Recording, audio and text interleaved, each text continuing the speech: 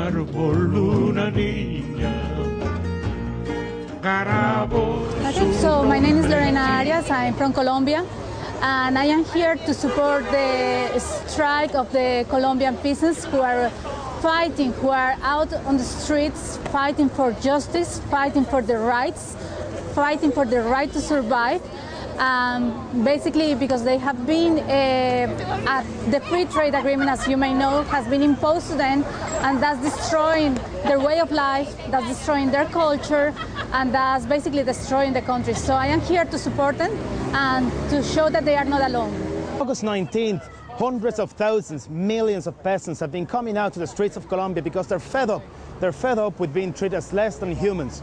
They're fed up with the free trade agreements that have actually brought misery to the countryside. And they're protesting against them, and they say, no, we don't want this free trade agreement. We don't want disagreements with the US that are harming the interests of the poorest of the poor in Colombia, the people from the countryside. So they're coming out and they're saying enough of this. We want the Colombian government to start really having a policy towards the agrarian sector in Colombia. And the response was swift and brutal. 50,000 soldiers were thrown to the streets. The capital city of Bogota was militarized, and the Pacific protesters were dealt with lethal force, with military tactics. And as a result of that, 17 people have been killed, hundreds have been injured, hundreds of people are in prison now at the moment. Over 500 people have some form of mutilation because of heavy repression.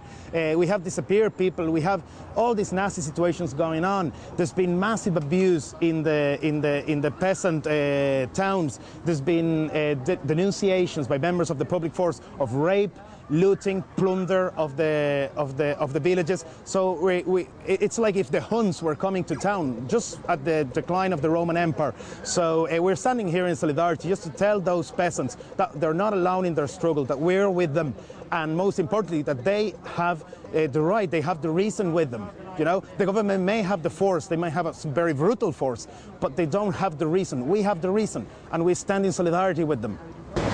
We are outside the European Union House because they have signed a free trade agreement with Colombia, despite knowing that that is going to cause huge pain to the Colombian population. So we want to call the attention of the European Union to be responsible of the actions that they are taking, because that's killing people and that's destroying whole communities in our country. I think that it's important that people know what's going on, because Colombia is really out of the radar. You never hear the large-scale repression people have to endure on a daily basis.